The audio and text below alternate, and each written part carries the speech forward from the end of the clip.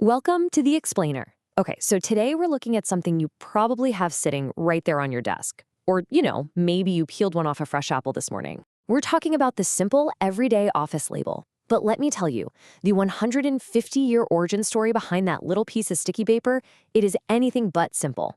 It's this sweeping corporate saga. We're talking family dynasties, devastating fires, cutthroat diaper tape wars, and even international espionage.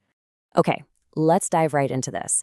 Because you really have to wonder, how does a cardboard box and a tiny $100 invention build a multi-billion-dollar empire? Well, we're going to trace the incredible, completely parallel journeys of two vastly different companies, Dennison and Avery. We'll see how a cardboard box on one coast and a scrappy little invention on the other ended up colliding to create a massive global powerhouse. Section 1. A Tale of Two Companies, Parallel Paths to a Corporate Marriage. Now, to really wrap our heads around the Avery Dennison Corporation of today, we got to look at the dual protagonists of our story. For over half a century, these guys were operating in entirely different worlds, and the contrast here is it's striking. So think of Dennison Manufacturing, established way back in 1844. They're your classic, old-school, East Coast paper and tag innovators, deeply rooted in those New England manufacturing traditions. And then, born nearly a century later in 1935, you have Avery Adhesives. They bring this scrappy, super fast-moving West Coast tech startup energy. They were out of Los Angeles, just totally disrupting the market with brand new self-adhesive technology. Section 2. The Tag Innovators, Dennison's 19th Century Dominance. So Act 1 actually kicks off in Brunswick, Maine. There's this Boston jeweler named Aaron Dennison and his dad, Andrew. Back in 1844, they noticed that most jewelry boxes were being imported only twice a year. Well, they saw a massive domestic market just sitting there, so they built a machine to make cardboard jewelry boxes right there in Maine. Eventually, the business passes to Aaron's younger brother, E.W. Dennison, and he is all about massive diversification. By 1863, the company patented this incredibly durable shipping tag. It had a reinforced paper washer right around the hole so it wouldn't rip, and honestly, it was a massive hit. By 1898, they've grown so much they centralize all their manufacturing in Framingham, Massachusetts. And then, jumping to 1914, they aren't just doing tags anymore. They started manufacturing their own crinkled crepe paper, which, believe it or not, led them into a hugely profitable business making holiday supplies for Christmas, Halloween, and Easter.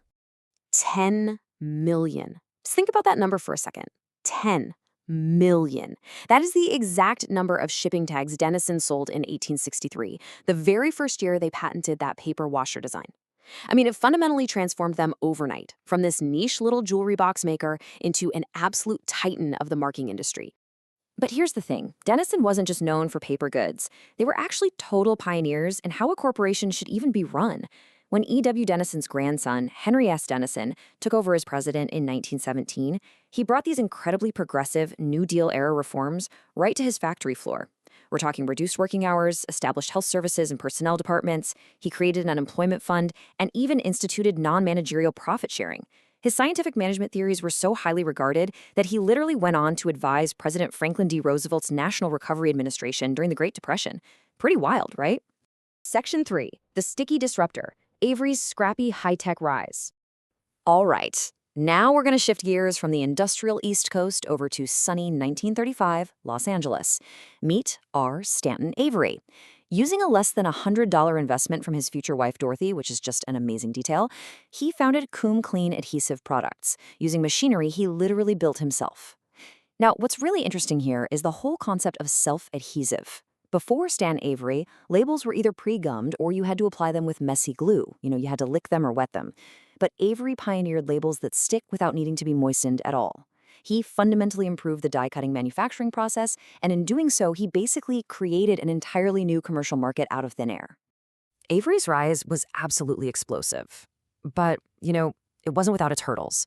In 1938, a devastating fire destroyed all of his equipment. But Avery, being the scrappy guy he was, used it as a chance to rebuild even better die-cutting machines. Then World War II hits, and raw materials like rubber and petroleum solvents were strictly rationed for the military. So Avery cleverly pivots to wartime industrial goods. He famously created these waterproof SOS labels printed in Morse code for rescue radios. But the biggest shock? That came in 1952. A New Jersey court actually ruled that Avery's core patent was just a method and not a unique product. They literally stripped Avery of his basic patent. This forced a massive pivot for the company, and they had to create a brand new division just to manufacture self-adhesive base materials to sell to other companies. And as you might guess, that pivot led to some seriously fierce rivalries, most notably with 3M. By the 1980s, Avery was supplying tape for Kimberly-Clark's Huggies diapers. But there was a catch.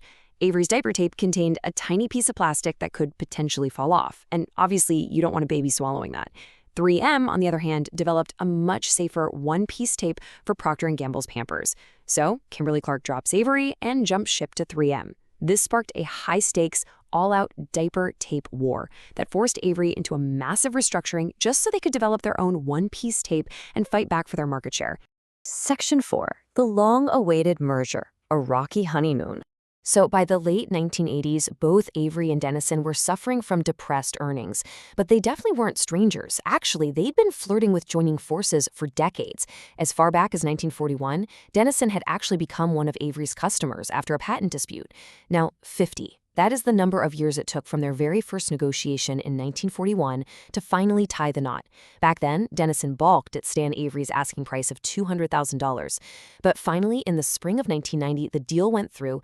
Avery acquired Dennison for an astonishing $287 million to officially form the Avery Dennison Corporation. But man, the honeymoon was a disaster. The immediate financial reality of this merger was just brutal. Take a look. Pre-merger, net income was sitting nicely at $114.2 million. But in 1990, right after the merger, it plummeted to a scanty $5.9 million. Ouch!